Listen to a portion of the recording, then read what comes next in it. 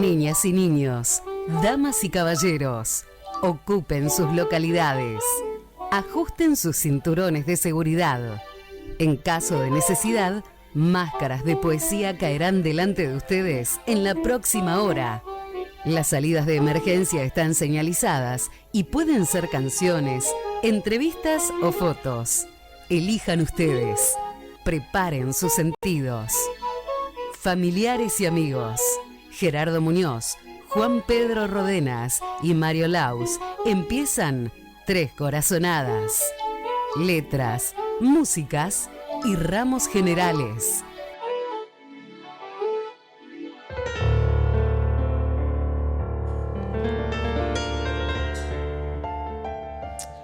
Los recuerdos felices nos conectan con esos momentos que hemos vivido y que perduran para siempre dentro nuestro.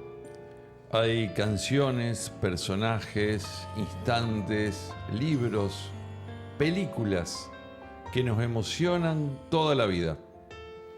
El ritual durante muchos años de ir a sentarme a la mesa familiar y ver un programa de televisión que lo tenía todo: opinión, cultura, humor, política, espectáculo. Algo de eso me une con nuestro invitado de hoy, sin que él lo sepa, pero quizás lo intuye. Haberlo escuchado como músico en innumerable cantidad de recitales y en esa emoción ochentona de la crónica La Forestal, escrita por Rafael Guialpi. Hoy para Tres Corazonadas es un día jubiloso por su visita. Hablaremos de barrios de Rosario, de grupos musicales, de programas de TV, películas y de obras que han quedado para siempre en el archivo emocional de esta ciudad. De esta ciudad recuerdo un hombre apenas, un músico. Hoy con nosotros el maestro Jorge Canepa. Hola Jorge, ¿cómo estás? ¿Qué tal? Buenas tardes. Gracias por la visita. No, al contrario, es un honor. Lo hemos traído de Funes, así, exclusividad para compartir esta tarde de miércoles 9 de agosto y de compartir muchos recuerdos, muchas cosas que han pasado, que bueno, como decíamos al principio acá con Mario, que nos emociona y que está bueno recordarlo y también hablar del presente, porque bueno, hay un presente de escritor del cual vamos a hablar en un ratito más, ¿no? Habría que buscar un sinónimo, no sé qué poner, porque escritor no soy, pero bueno, ya pero te explicaré. Es así, pero no estaría mal decir Jorge Canepa rosarino. Eso me gusta, sí. Rosarino no es una mala identificación, ¿no? Al contrario, es lo que quiero ser, lo que soy y lo que fui y seré. Dice que Antonio Agri decía que el rosarino era el mejor amigo del hombre. Lo repito y se lo robo. El rosarino es el mejor amigo del hombre. Lo repito y se lo robo. Y en los barrios, aquellos barrios por lo menos, la amistad sagrada, que es la que aprendí y de la que fui testigo, es muy rosarina. Muy rosarina. Vos decís barrio y yo he leído algunas cosas y por eso siempre preguntamos en alguna línea de tiempo, ¿viste? Venimos de atrás para adelante, vamos mezclando un poco así. San Juan al 5100. Sí. Barrio Escuela, pasamos la vía, pasamos Paraná, estamos ahí cerca del Club Libertad, cerca de la parroquia Pompeya. Ahí nos podemos ubicar en el tiempo de la infancia. Ese es mi barrio, de mi alma no se va, está siempre ahí. Es un barrio de 4 cuadras, y digo 4 cuadras porque en cada una había un lugar donde te formaban sin hablar mucho. Al 5000 estaba el Cine Mendoza. Ah, claro. Y el Cine Mendoza. Después ahí que estuvo Divina Greta. Sí. Ahí la Candina. Después te voy a contar de Divina Greta. Perfecto. Dejamos que termine esto porque si no llego. El Cine Mendoza al 5000, al 5100 el Club Libertad. Al 5200 de la iglesia, que en aquella época era formativa hasta por el absurdo, porque teníamos un cura que era bastante malo, tan malo que dejó los hábitos después, pero el hombre nos amenazaba con el aceite hirviendo en vez de enseñar a amar, pero Y en la otra cuadra, la escuela 120, que es donde yo me eduqué. La escuela inolvidable, José Rondó. Yo nací en la calle Felipe Moré, al 1100, en un altillo. Un altillo donde vivíamos una familia, pero mi padre falleció cuando yo tenía 4 años. Entonces nos quedamos medio solos, no sé si no se habrá podido soportar el alquiler de aquel tiempo, no sé cómo era, pero nos fuimos a vivir una obra, precisamente donde dijiste, San Juan 5146. ¿Cuántos eran, Jorge? Éramos 3, mi hermano tenía 15 años, me llevaba 11, y bueno, y ahí vivimos. Y hay otros componentes formativos, aparte de la escuela, la iglesia, el club y el cine, pero me parecen suficientes. Pero no eran menores. Además, después vamos a hablar un poco de los contextos, ¿no? De los contextos del Rosario, de aquella época, que tiene que ver con un Rosario muy musical, de muchos grupos, de mucha cosa, de que en los clubes, además del deporte, había viernes, sábado, y había orquestas, grupos musicales tocando, rotando, etcétera, etcétera, que... Los vi a todos. Vi a Pugliese, vi a Héctor Varela, lo vi venir a cantar solo a Alberto Morán.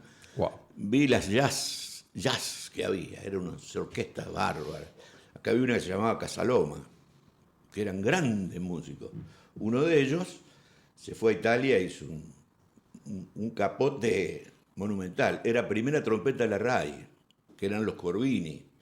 Y un tal Franco Corbini era la orquesta que competía con Casaloma. Pero esa gente tocaba de verdad porque estudiaban mucho. Hasta que llegamos nosotros con el rock and roll a romper todo, esta gente estudiaba, y mucho. Cayetano Julio Conti, trompetista, que era el director de Casaloma, tenía los mejores músicos. Y acudían a los arreglos norteamericanos y lo tocaban exactamente como ellos. Y era música bailable.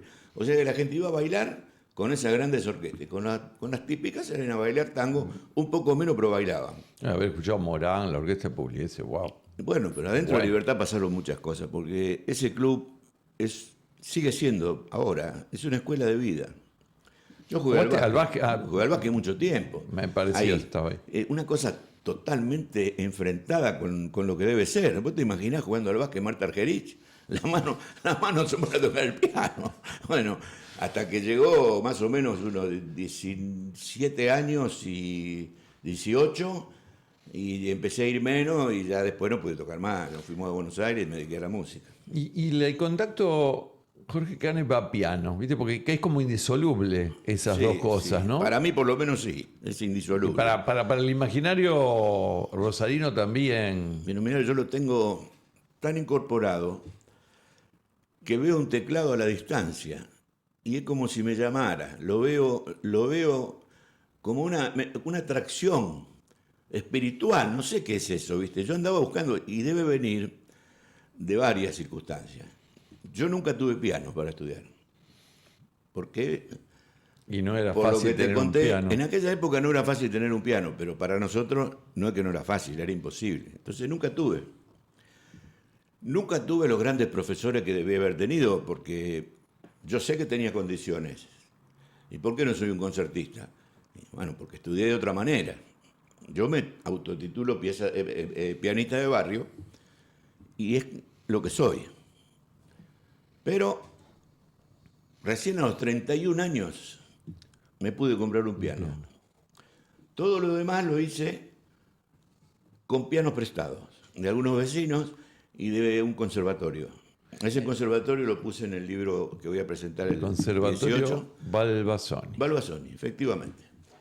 Ahí enseñaban, había unas cuantas salas con distintos pianos y 1 hora por día, porque después venía otro. Y el piano hay que estar 4. Pero bueno, hacíamos lo que podíamos.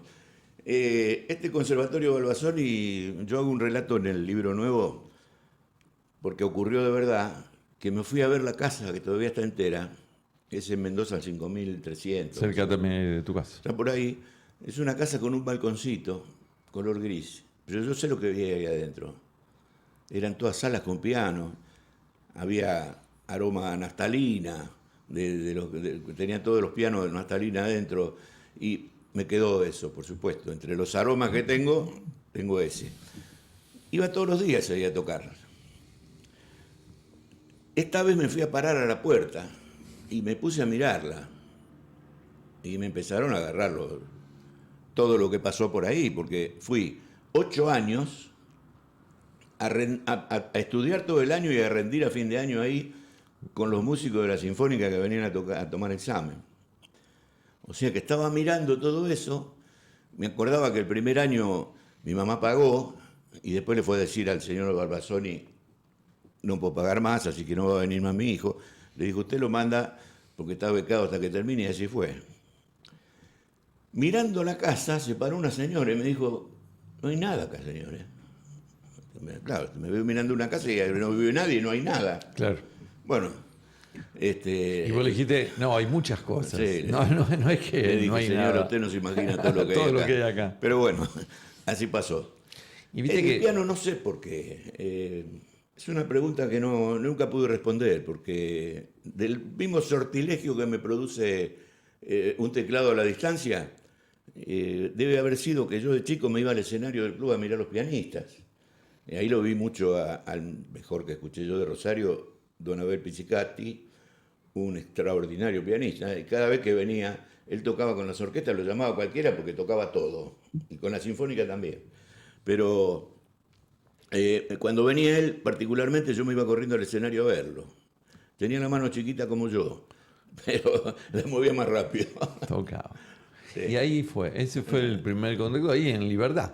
En Libertad, todo en Libertad. Ahí, Que además, esto, para el que ha leído, para el que lo ha visto, digamos así, todos los clubes, a ver, en esa zona, Libertad, Nueva Era, Echesortu, Unión y Progreso, Atlantic. Yo tengo un problema de que por Ascuénaga, años después, siempre he pasado con la K. ¿Por qué? Porque yo vivía en San Juan al 3800. Ah, mira. Entonces, y mis compañeros secundarios vivían todos de Campbell, Provincia Unida, hasta Nicaragua, Estados Unidos, digamos, hasta la circunvalación, ¿viste? Íbamos a San Francisco Solano, en el Yesortu, y todos los compañeros estaban ahí. Así que de ida o de vuelta con la K, digamos, siempre hemos pasado por la zona íbamos por San Juan, volvíamos por Mendoza. Así que la zona anduvimos en los mismos transportes, porque yo Claro. nunca tuve auto hasta que crecí un poco, empecé a trabajar de otra manera y ya no estaba en el barrio. K209. Pero arranqué con un Fiat 600 y como todo rosarino con un Fiat 600 y bueno, de ahí fuimos para adelante. Pero anduve toda mi vida en el 209, otro que Claro. era 215, El que 215. venía por Felipe Moré y en la K. Sí, claro. Sé que bien lo hasta que es el el día de hoy. transporte público. Sí. Es que además era el transporte, digamos, no tengo registro de hasta mucho, pues sí, bueno, yo tuve un piano a los 31 años, el taxi uno lo tomó bastante más grande, se Seguramente. manejaba Seguramente. con el transporte público siempre. Bueno, anduve mucho en tranvía Además. también.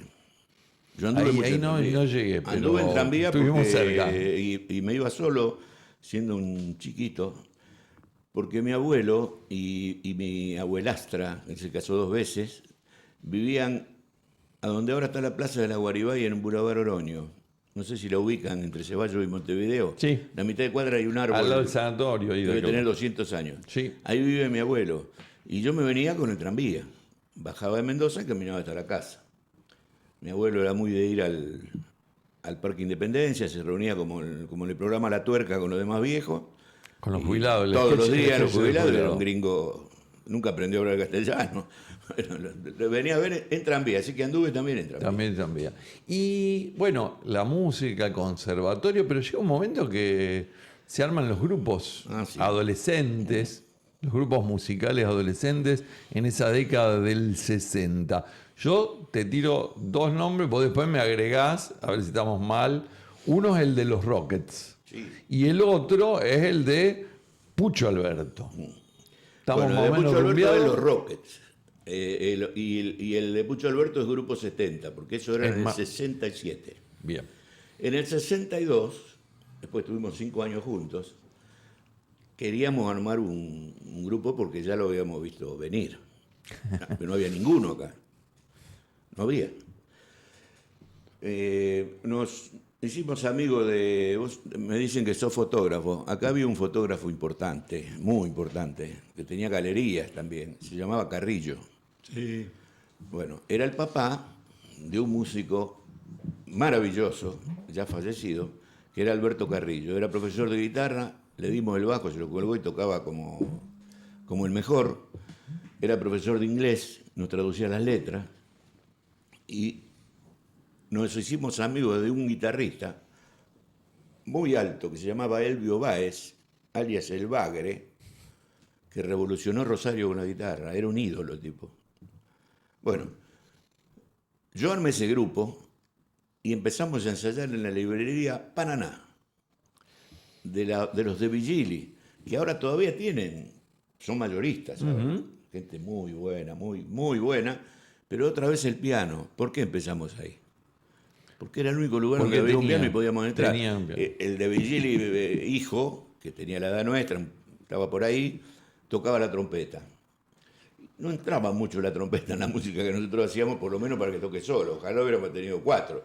Pero no importa, el tipo se esforzaba, tocaba y arrancamos. ¿Y qué pasó? Nos contrató Alberto Llorente, que en aquel tiempo era un empleado del ferrocarril. AJ. Un entusiasta, señor, que hizo una reunión en un salón que se llamaba Cerveceros, del Sindicato de los Cerveceros, que todavía está en la Avenida Alberdi, y en la boletería, que era grande, juntó a varios grupos y armó la primera agencia artística musical de Rosario. Wow. Entonces, a partir de ahí, nos llevó a grabar a Buenos Aires, fuimos a grabar a CBS, nunca habíamos entrado en un estudio. Entrábamos cuando salía Julio Sosa con Leopoldo Federico de grabar todos esos discos que se escuchan ahora.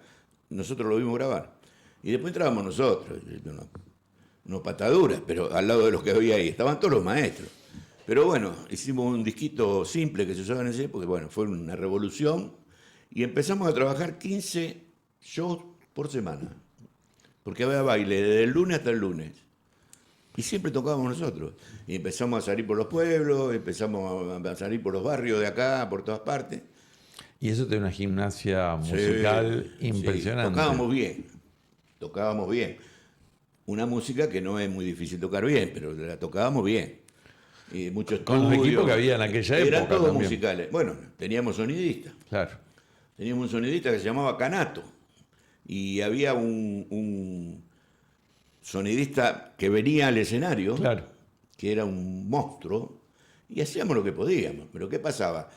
Bajo no había en Rosario. El bajista de Lito, de aquel tiempo de los Wildcats, tocaba con una guitarra de 4 cuerdas y la ponía bien grave. Y nosotros hacíamos lo mismo. Así que yo me fui a Buenos Aires y me vine con un bajo. Era horrible el bajo. Era como un cosco grande, pero sonaba bien. Lo agarró Albertito Carrillo y lo hizo de goma. Al único que veo y vive de todos estos se llama Audicio, Antonio Audicio, el negrito, que es empleado del Banco Provincial y era el baterista. Es el único que veo, porque Dani Alfaro, que era el cantante, falleció, Albertito Carrillo falleció, y del Elvio Báez, que era el guitarrista, que te digo que era un ídolo, nunca más supimos. Se fue a Estados Unidos y puede pasar 2 cosas. O se fue de este mundo o lo encerraron. Recién para los que nos están mirando por Twitch o los que lo van a ver por YouTube habrán visto las fotos que son sacadas de este libro que se llama Generación Subterránea, idea, investigación y realización de Sergio Revery. Vimos la foto justamente de los Rockets y yo no lo pude escuchar todavía, tiene un CD donde, por ejemplo, el primer tema es Soy un bueno, Dani Alfaro y sus Rockets, y el tema 4 dice Como un niño, Pucho Alberto. Así que bueno, acá hay una grabación. Como un niño, un tema mío, dice música y letra. Bueno, acá ahí está. En el disco ese que tenés por ahí, no sé si lo tenés de Pucho Alberto, no lo veo. Bueno, en ese disco estaba la tapa del varias disco. composiciones, pero ahí hubo una cosa que ustedes merecen saber. Se había disuelto Los Gatos. Estaban ya Lito Nevia por ser solista. Ya había pasado todo lo de Daniel Faro y me vino a buscar a Mar del Plata, que yo estaba haciendo la temporada, Pucho Alberto Migliazo. Migliazo. Los Migliazo eran los dueños del Eden Park, un lugar al aire libre donde se hacía varieté y a donde iban multitudes. Multitudes. Ahí había un cómico que ustedes a lo mejor no han escuchado, pero lo contamos y viene bien para Rosario. Un cómico que en aquel momento era una estrella acá, que era el Tano Genaro. Ah, de nombre sí. El Tano Genaro hacía en el Eden Park el casamiento de Chichilo. Era una obrita corta, de carácter, por supuesto el cómico, el Chichilo era el Tano Genaro. Entonces todos los días que estaba la obra en el Eden Park, salía una carroza de Oroño y Pellegrini con Chichilo y la novia, por el casamiento de Chichilo, y las mascotas, que era Pucho Alberto, que era chiquitito, y una nena, la nena como la novia igual, y Pucho Alberto con el traje de novio De igual. novio. Y la chatita esta, el carro, iba por todo Pellegrini y la gente iba atrás. Y lo iba arrastrando hasta que llegaban ahí a Entre Ríos y San Martín, Sarmiento, por esa zona quedaba. Ahí debutó Marrone y fue un lugar extraordinario. Bueno, este hombre, Pucho Alberto, que es como un hermano mío, hemos vivido juntos cosas extraordinarias, me vino a buscar a Mar del Plata, que yo estaba haciendo una temporada ya por primera vez. Sabía poco, pero me la fui rebuscando y me dijo que estaba armando este grupo. Y dije, bueno, espera que termine la temporada y me vine. Y apenas vine nos pusimos a ensayar. Esto tocaban en serio. Acá dice, Sí. Pucho Alberto era el seudónimo del músico Alberto Migliazo, rosarino, apareció a mediados de los 60. Temas, La calle, A nadie puedo amar, Cemento y arena, Malvados sentimientos. En el 69 grabó por Odeón el LP No destroces mi corazón. Que es que vimos la foto hace un ratito acá. Bueno, eso lo vivimos. Nos contrató Odeón. Y ustedes merecen saber por qué. Porque nosotros estábamos en Rosario. Estaba desarmándose Los Gatos. Y ellos, como este grupo sonaba muy bien, pero hacíamos otras cosas, ¿no? Nos llamaron los de Odeón y nos contrataron para ver si nosotros podíamos ocupar ese lugar. No es tan fácil manejar esas cosas de esa manera. Eso es un albur. Puede ser o no. Puede aparecer uno que toca mal y va al frente y el otro no se... Bueno, nos dieron todo lo que le pedimos y bueno, anduvimos más o menos. Anduvimos mucho en Canal 13 de Buenos Aires, anduvimos mucho por los canales, como el Canal 9, el Canal 7 en aquel momento, pero no picó la cosa como en aquel tiempo se usaba, que era meter un tema y salía de gira y tal, pero no te paraba más nadie. No logramos eso. Ahora, que esta gente tocaba bien de verdad, todos. El baterista vino de Buenos Aires y era igual a Clark Kent. Entonces, ¿cómo le decían? Superman. Después un guitarrista maravilloso de rock, César Romero, que falleció hace poquito, agarró el bajo y lo hacía hablar. Pucho Alberto tocaba la guitarra muy bien, porque aparte es un maestro de música. Y arreglaba... Bueno, después armamos con esta gente y con lo que fue quedando, cuando ya no nos seguimos, un grupo que fue el mejor que toqué en mi vida, que se llamó Resurgimiento. Ajá. Eso era ya suena más 70 eso. Sí, ya el nombre es como Cruz y ya tiene la impronta. Viste que los nombres tienen que ver con las décadas y con los momentos, ¿no? Es así. Eso tiene que ver con eso. Bueno, eso era distinto, porque eso estaba más en Blood, Sugar más Tears, progresivo. Era más Chicago, claro. eso. Entonces teníamos instrumento de viento y Puchito hacía los arreglos para los vientos. Nosotros nos metíamos con los ritmos y sonaba muy bien. Es imposible no pensar, entre las muchas cosas que has hecho, en la relación tuya, piano, y la TV rosarina. Ah, sí. Y la TV rosarina, porque después de esos grupos de resurgimiento y demás, en un momento determinado aparecen ciertos programas, tenemos alguna foto, la foto que para los que nos están mirando, los que van a ver después, tiene que ver con un primer programa, un programa de los domingos. Domingos al mediodía, La Botica del 5. La foto, le decimos lo que están escuchando por la radio, aparece el maestro Canepa con Ercilio Pedro Gianserra, conductor, locutor, y con Mario Sánchez, que vivió durante años acá en Rosario. Sí, éramos hermanos los tres, en ese momento. Tenía mucho éxito ese programa. ¿Cómo llegaste a la tele? ¿Cómo Me fue llevó el paso? Gianserra. Sí, te llamó Ercilio. Me llamó Ercilio, que era mi amigo ya de antes. Que hacía mucha radio también y conducción en Todo el tiempo. bailes y todo eso. Él Porque, tenía- porque mi viejo sí siempre lo Y escuchaba. él tenía lo que se llamaba el Club de la Gente Joven, asociaban pibes y chicas, y era una multitud. Y tenían Servando Bayo, entre ellos, el baile de Servando Bueno, Bayo. está en el barrio eso. Él y Está Grimolisi en San Luis. eran Y Pepe. socios, Pepe Grimolisi y Gianserra, y Gianserra empezó con la televisión. Entonces me llamó, me dijo, venite, dice que vamos a poner un piano con vos. Bueno, voy. Me puse un trajecito y me fui para Canal 5. Entré a Canal 5, ¿qué tal? ¿Cómo le va? Era 76, creo. Yo había tocado ya unos cuantos años en La Fragata. Eso me quedó en el medio, después te pregunto. Entonces me llamó porque estaba tocando ahí. Bueno, La Fragata, que era Mitre. un bar de Mitre y Córdoba, Mitre y Córdoba. donde 600 personas todos los días llenaban y era el lugar de Rosario. Ahí tocaba el piano yo 6 o 7 horas por día. Bueno, pero pasaron los años. Me llamó Gianserra, yo fui y cuando entré vi un estudio, habíamos estado mucho en televisión en otros tiempos, pero vi un estudio que era un aquelarre. Gente que corría con muebles, corría en el piano y no sabían dónde ponerlo, era un escándalo. Y acá viene la cosa, Gianserra estaba ahí también, daba órdenes, venía, dale, vamos a grabar de una vez.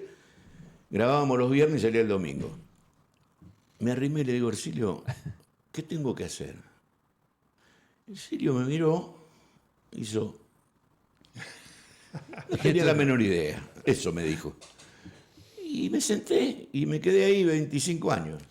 Sí, porque después siguió, ya tenemos Claro. otras fotos después. Claro. Bueno, ahí, digamos, viste que hay también así como un registro de Susana y del Maestrul con parentela y compañía, pero esto es mucho antes de esa historia, Sí, mucho bastante antes de esa historia. El que estaba más o menos en el mismo tiempo y era un gran pianista para hacer este trabajo, porque los otros tocan como si fueran para que lo escuchen. El piano en un programa periodístico, gracioso, cómico, lo que sea, cumple otra función. El que hacía muy bien ese trabajo, por lo menos lo que yo entiendo que hay que hacer, y que lo que hice, era Mario Marzán. Marzán, que estuvo en muchos programas televisivos también. Extraordinario. Sí, era de Pergamino. No, de Buenos Aires. De Buenos Aires, lo Tiene tengo un hermano. ubicado. Sí. Tiene un hermano también que es un gran pianista. Los Sí. dos son pianistas. Sí. Son muy buenos, pero no basta con tocar bien. Vos lo llevás a Bruno Gelber, ahí se suicida. Nosotros poníamos el piano, te digo nosotros porque lo mismo hacía Marzán, al servicio de lo que estaba pasando en el piso.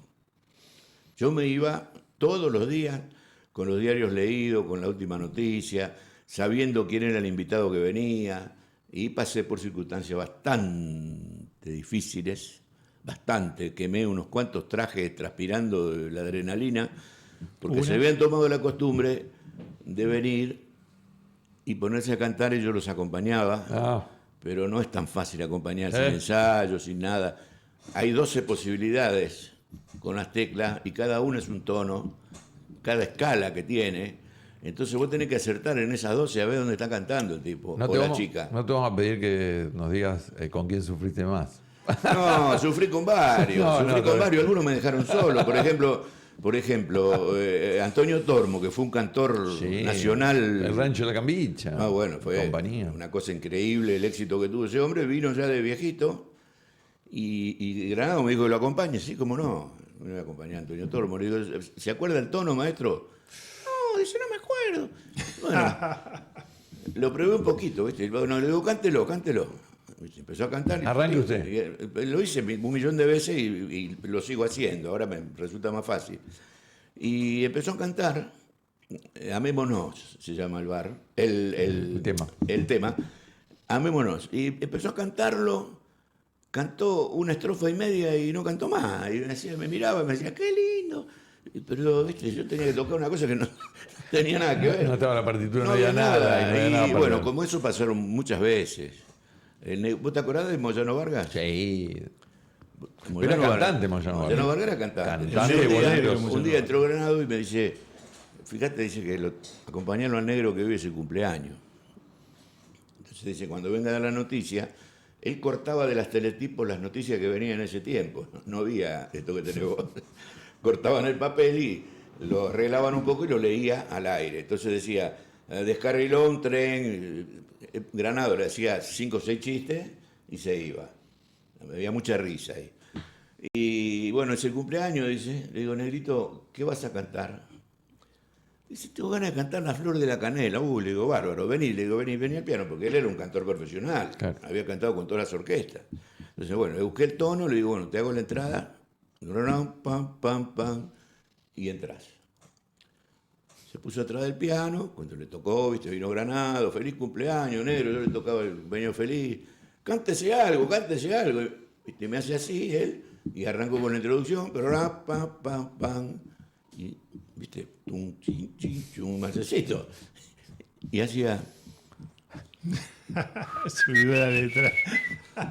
y se puso así, se olvidó todo. Era silbando. Bueno, era muy difícil ese programa, pero después vino gente, viste, venía Libertad Lamarque, venían, y yo pasaba, era dificilísimo estar sentado ahí, una silla eléctrica.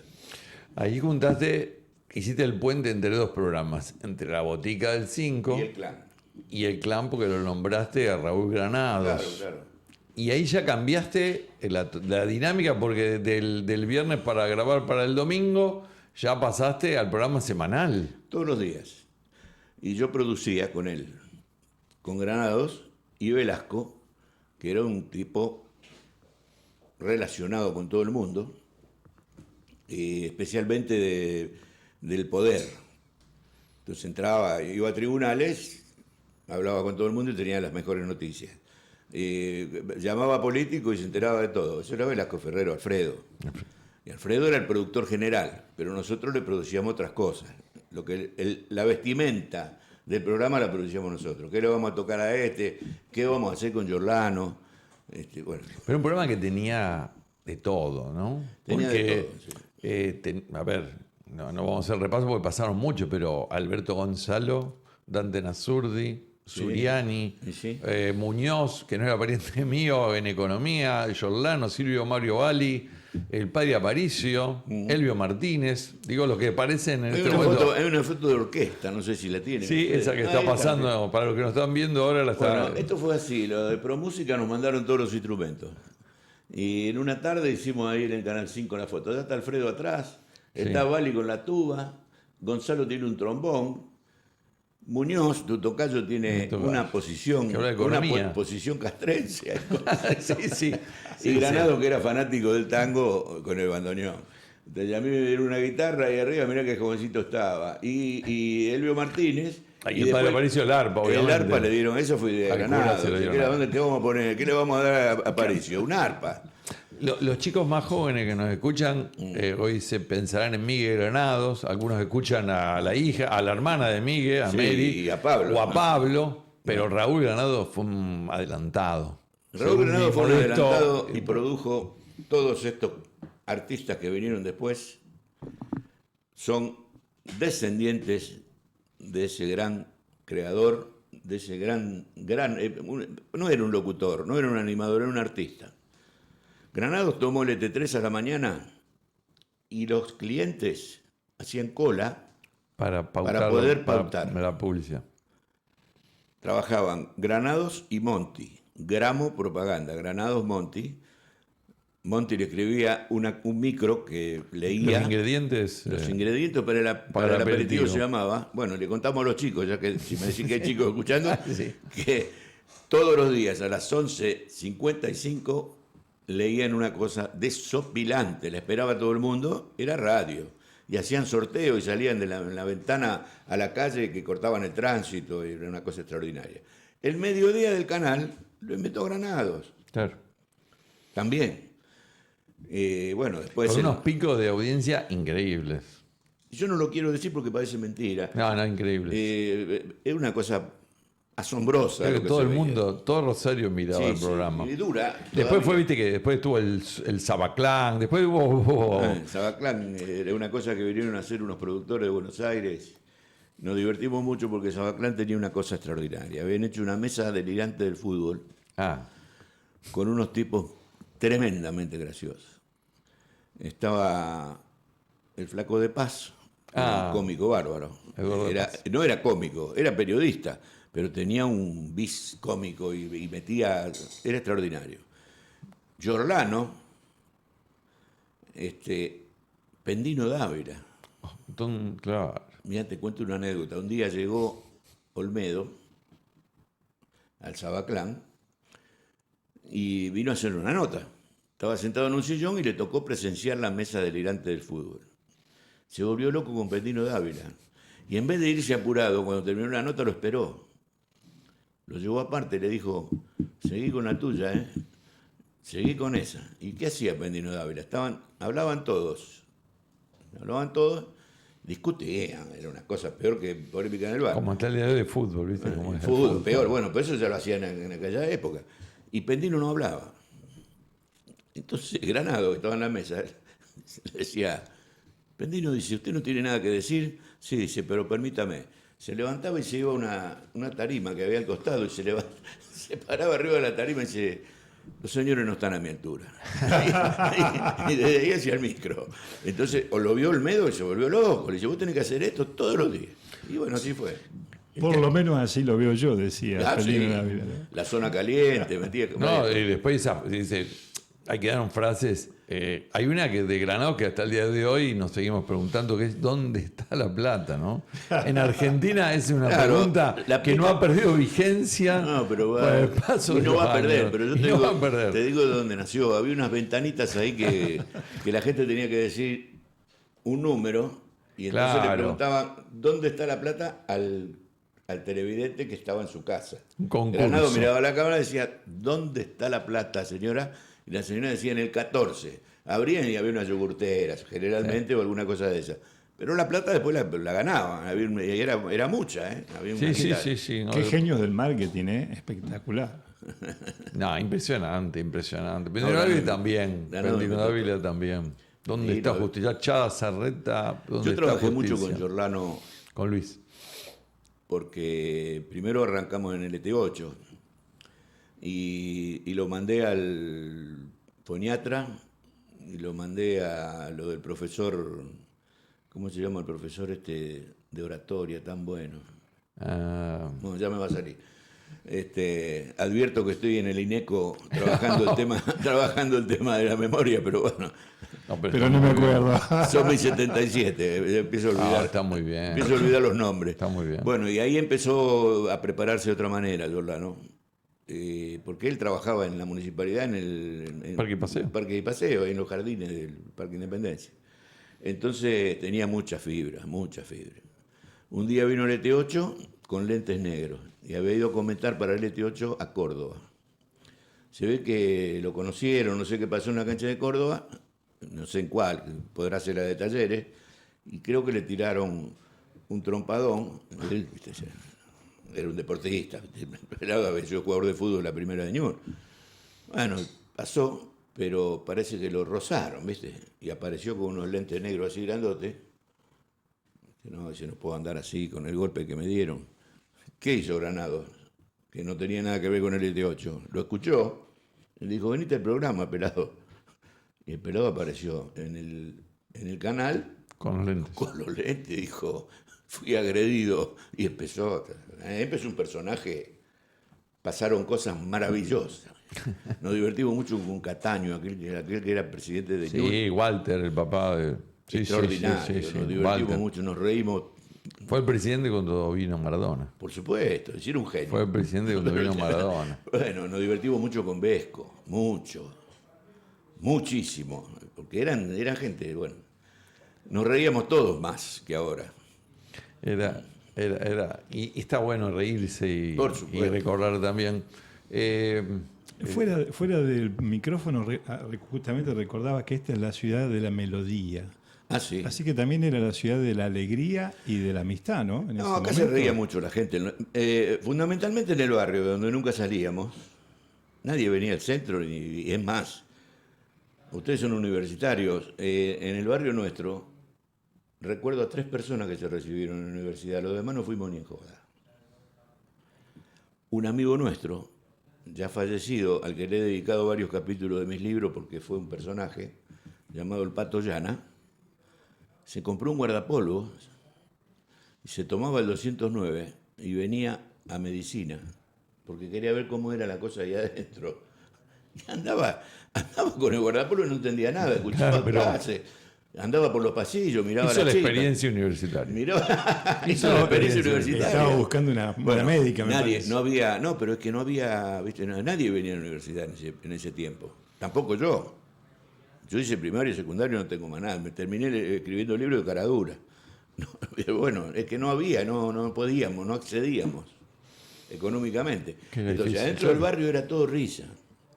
Yo les traje hoy acá un librito para cada uno del anterior libro que hice, porque cuento las anécdotas del barrio, que son desopilantes. Y El libro se llama Un hombre valiente y otros sueños de barrio. Sí, Así se el llama hombre el primer valiente es libro. porque Jan Serra hizo un carnaval. Tenemos tiempo, che, para hablar. Sí, estuviera. Jan Serra hizo un carnaval. Tenemos hoy un par de temas más todavía para preguntarte. Hizo un carnaval, Ercilio Jan Serra, en el Parque Alé, con grandes artistas. Vinieron, había de todo ahí. Era en el tiempo que era más fácil traer. Por ejemplo, había estado ahí la gringuita esta que cantaba. ¿Cómo se llamaba esta chica? ¿Ornella? Rubia? No. ¿Y Rafaela? Rafaela Carrera. Rafaela Carro. Estaba ella, estaba Rafael, estaban más todos. y nada menos. Había 60.000 personas. Pero acá vino Tom Jones. Sí, bueno, se lo vi yo. Digamos, Resulta que términos Jan de- Serra me había llevado a mí para que toque y me pusieron un órgano grande como esto. Y tenía que ir tocando cuando paraban un show y armaban el otro, ¿viste? para el escenario y demás. Entre otras cosas hice eso ahí. Y un día me dijo, prepará música de misterio, dice que viene Yogas Khan. Y ese es el hombre valiente, ¿viste? Porque acá lo cuento. Ah, El hombre masticaba vidrio, sí. se cortaba y una serie de cosas, ¿viste? Que no le salía nada. La primera noche me dejó un tachito en el órgano este que no se veía, ¿viste? Sí. Y me dice, míramelo poco. Hablaba así. Y andaba con una capa negra y todo de negro, ¿viste? Medio maquillado, que parecía Drácula. Y se fue para adelante, lo presentaron, yo, ¿viste? Le decía, muñeco maldito le tocaba. El tipo fue para adelante y largó fuego. ¿Sabe cómo se larga fuego? Bueno, tenés queroseno en la boca. Bueno, largó. Y cuando miró, vio que por la calle venía la comparsa Rosario, que le habían armado para ese carnaval. Y adelante venía uno bailando y tiraba una llama de acá al ascensor. Entonces volvió para y se mandó un El trago. doble. Se mandó un trago. Y se fue para adelante y yo, ¿viste? Mandó un coso Era como, para adelante. Jan Serra atrás como mirando. Game of Thrones. Como los dragones de Game of Thrones. Humano. Jan Serra mirando, ¿viste? Después que hizo eso, volvió para atrás y dice, seguí vos, Jan Serra, seguí vos. Dice, ¿qué seguí? Hace un minuto que está. Seguí vos, que me quemé, dice, se fue. Era como decía, viste, que imitaba, cuando Ginsburg imitaba a Toussaint, puede fallar. Sí, lo mismo. Puede fallar. Lo mismo. Puede fallar. Bueno, te cuento la segunda noche y después no te cuento más porque está todo escrito. La segunda noche, como estábamos arriba de la casa del cuidador de la Pileta Len, el palco estaba armado ahí, los camarines eran la casa del hombre. El tipo sube un día al lado mío y se pone así con una masa, de esas masas grandes a golpear. Se pone ahí y digo, hola, ¿qué tal, Miguel? Bien, dice, hoy lo mato. ¿Qué pasa? Te estaba tocando. ¿Qué pasó? Dice, lo agarré en la heladera que me estaba comiendo la comida. ¿Qué pasó? Se fue adelante. Yogas se sacó la capa, se sacó la camisa y le pusieron una piedra acá. En el abdomen. Lo hemos hecho, por eso la tapa tiene esto, ¿eh? Mirá. la tapa del libro tiene Ah, esto, mira, que es muy viejo. lo vamos a Va ser mostrar esto. para los que lo vean ahora. Tomate Acá, para vos. acá Muchísimas estamos. gracias. Entonces, eso, que parece una cosa extraordinaria, no es tan difícil, ¿viste? Porque vos lo ponés en el esternón y acá en el pubis y metés la panza para adentro y queda un vacío. Pero está bien. Cuando pegás- Podemos evitarlo. No, bueno, no voy a hacer eso. No vamos a hacer. Lo hacía, pero no contó con lo que pasaba con el cuidado, con el sereno de la cosa. Estaba enloquecido. ¿Y qué hacía? Lo dejaba y él gritaba, decía, dale ahora. Había 60.000 personas. Y este hacía así, no le daba. Y cuando largaba, ¡pah! Le hacía. Claro, claro. Bueno, lo hizo 2 veces y se fue. Después pasó de todo con este tipo, pero bueno, está acá. Lo vamos a leerlo. Este es el primer libro. Por supuesto que el tiempo pasa rápidamente. No podemos saltar otro hecho que tiene que ver con la memoria emotiva de Rosario y que tiene que situarnos allá por enero de 1984, Sí. que es en el Teatro de la Comedia el debut de la crónica cantada La Forestal y todo lo que eso significó, ¿no? Sí, Es sí. Bueno, eso un lo- hito Es lo más musical. extraordinario que viví en mi vida y que vivimos todos, los que estuvimos ahí. Sin ninguna duda, fue lo mejor que hicimos, sin duda, lo mejor que hicimos y lo más emotivo, lo más trabajoso, nos costó mucho. Y tiene algunos detalles interesantes que yo ya lo conté 2 o 3 veces, pero más cuentan otras cosas que no son así. Aquí hubo una versión anterior de la crónica, que no era una crónica cantada, ni era una crónica actuada, como hacía Emilio Lensky, el Que hachero. hacía el hachero. No era así. Era un grupo vocal extraordinario que comandaba el Gordo Bolea, mi amigo, con el que anduvimos Corcho y corcheas. Por Sí, eso. tocábamos todo el tiempo en Corchos y Corchea y tocábamos en el hotel que estaba en la calle de San Luis y San Martín. No. No, el City. Así. Tocábamos ahí en un café concert que había, tocábamos él y yo solos. Es mi amigo. Pero ¿qué pasó? Cuando empezamos a buscar de qué se trataba la obra esa, porque Granados nos recomendó que la hiciéramos, no conseguíamos nada. Pero aparece un viejo hucha que hay en Rosario, que tiene todo, que es el Bigote Acosta, y nos dio un cassette. Cuando escuchamos, nos dimos cuenta que no era para Llopis, ninguna de las canciones, porque estaban hechas para un grupo en otro tipo de relato. ¿Entendés? Esto era un relato más la actuación, más la música. Era distinto lo que teníamos pensado. Entonces, ¿qué pasó? Me pidieron que rehaga los temas. Y yo lo hice a todos. Hice todos estos temas que están acá. Dejamos 2 de Bolea. Exacto. Ahí 2 o 3. Está acá Lo en el dejamos tema, porque el no disco había acá. mala intención de sacarlo Bolea, de ninguna manera, si era un crack. Pero no nos servía esa música, nos servía para lo que queríamos hacer contado. Bueno, en 2 días hice todos esos temas. En 2 días. Empezamos a ensayar y ya cuando vimos cómo venía nos dimos cuenta que esto era... ¿Cuánto bueno, tiempo estuvo? Yo recuerdo dos hitos que fue donde hoy está el Clemente Álvarez.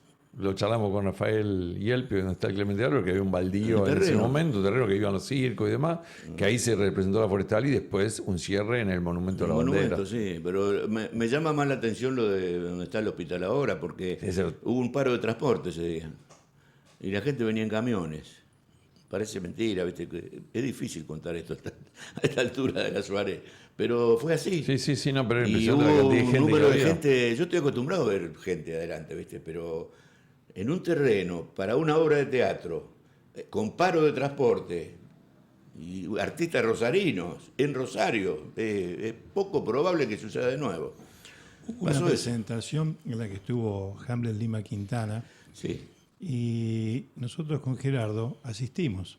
Sí. De al esto monumento. hace ya... En el Monumento a la Bandera el relator era Hamlet. Claro, porque Quintana. después de la primera... ¿Y lo esto agregaron hace a 40 años? Agregamos un relator. ¿Cuánto hace? de 90 y pico, me decían. Usted que es un amigo de él, pero le voy a contar 2 anécdotas de esto, de la Forestal. El día anterior al estreno, Rafael estaba en el teatro con nosotros y estábamos solos, trabajando ahí, armando.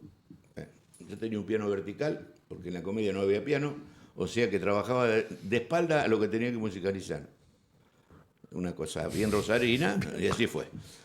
Fomenta la imaginación. Estábamos ahí, hicimos una pasada entera y yo me bajé y lo fui a buscar a Rafael. Le dije, Rafa, esto no tiene cierre. Falta un cierre épico. Y viste que habla poquito, Rafael. Se puso con una libreta y en 15 minutos me dio la letra de Crónica Creo que no me olvido. Entonces yo lo saqué a todo el escenario, lo saqué del teatro, le dije que me dejaran solo y compuse la música de Crónica de un Olvido. La agregamos, la ensayamos ese día, se la pasé a los músicos, la aprendió Llopi, ¿viste? Llopi tiene una esponja, es así. Y bueno, y al otro día estrenamos la obra con el final de Crónica de un Olvido. Nunca, ¿viste? Son experiencias que no se repetirán. ¿Cómo nos va a quedar en el alma de cada uno de nosotros? Pero hay una peor. Estuvimos grabando en Buenos Aires, masterizando esto y grabando algunas cosas que faltaban de acompañamientos en el estudio, y agarré un teléfono y lo llamé a Rafael acá a Rosario. Le dije, Rafael, este hachero tiene 4 o 5 hijos, estamos diciendo en el relato. ¿Cuándo los hacían los hijos? Produjo un silencio, ¿viste? El negro me dice, los domingos, Jorge. Dice, espera que ahora te mando te dicto una letra. Habrá tardado 20 minutos, me llamó por teléfono donde estábamos, y me dice, qué lindo el monte, compañera mía, cuando la luna pasa por arriba. Qué lindo nuestro amor de los domingos. Y empezó y habla de los hijos. Cada vez que iba a ese tema, me corría unos lagrimones, ¿viste? ¿Y qué fue así? Era así. Y el negro sabe todo eso. Sí, sí, sí. Y porque vivió. Bueno. Nos contó el año pasado cuando estuvo acá en Tres Corazones. Vivimos experiencias maravillosas. Empezó a venir toda la gente de Buenos Aires a ver a la comedia lo que pasaba, porque era una monstruosidad. Rompieron los vidrios, querían entrar, no había silla, no había banco, no había nada. Pero bueno, fue una gran experiencia. Inolvidable. Y permanentemente me están diciendo por qué no la hacen de nuevo. Y yo no tengo interés que se haga de nuevo, porque ¿Estaba tan bien? las segundas partes, Emilio que falleció. ¿para qué vamos a hacer? No está Emilio, lo hizo Calandra bastante bien, ¿viste? Pero bueno, Sí, sí, sí. es difícil. Yo no lo quiero hacer más. Y bueno, ¿sabés lo que queríamos con Llopis? Queríamos instruir a algún elenco joven, Bueno, a ver si se animaban a hacerlo. Hay elencos haciéndolo en la provincia. Lo hacen, hay algunos que lo hacen con danza, un montón de actores que cuando viene la Gendarmería Volante vienen ellos bailando y atacando. Hay varias versiones. Ahora me llamó un señor de Pergamino y también me llamaron de Argentores de acá y de Buenos Aires para decirme si autorizaba que hagan una versión. Creo que la van a hacer ahí en Pergamino. Me dijeron que me iban a avisar. como el tipo es re tirano y ya se nos estamos yendo, nos queda la invitación para, le digo yo, el 18 de agosto, Sí. lo dijimos en la presentación, la presentación del último libro Sí. en la esquina Fontana Rosa y Serrat, en el Sí, bar señor. El Cairo. ¿A qué hora es? A las 7 de la tarde. A las 7 de la tarde. Estoy muy nervioso con eso. Te voy a decir por Quédese qué. tranquilo. No me claro. quedo tranquilo. Estoy nervioso porque los músicos estamos delante de multitudes, pero con el instrumento que te ayuda. Y ahí hay que hablar. Y yo no sé muy bien hablar. Pero en esta hora te sirvió de precalentamiento. No sé muy bien hablar La al público. verdad- Voy a ver qué hago. Nos quedó corto el tiempo. Bueno, sí. Y te agradecemos de todo corazón. Una hora No, divina. La suponíamos, la Ustedes- presumíamos y la certificamos. Tenemos para hacer, si querés, cuando quiera me avisás, tenemos mucho. Para varios capítulos más. Señores, Jorge Canepa. La historia viva de Rosario acá en Tres Corazonadas. Chau, nos vemos el miércoles que viene. Juan Pablo Albornoz en el control como siempre. Nos vemos en Tres Corazonadas. Gracias. Chau.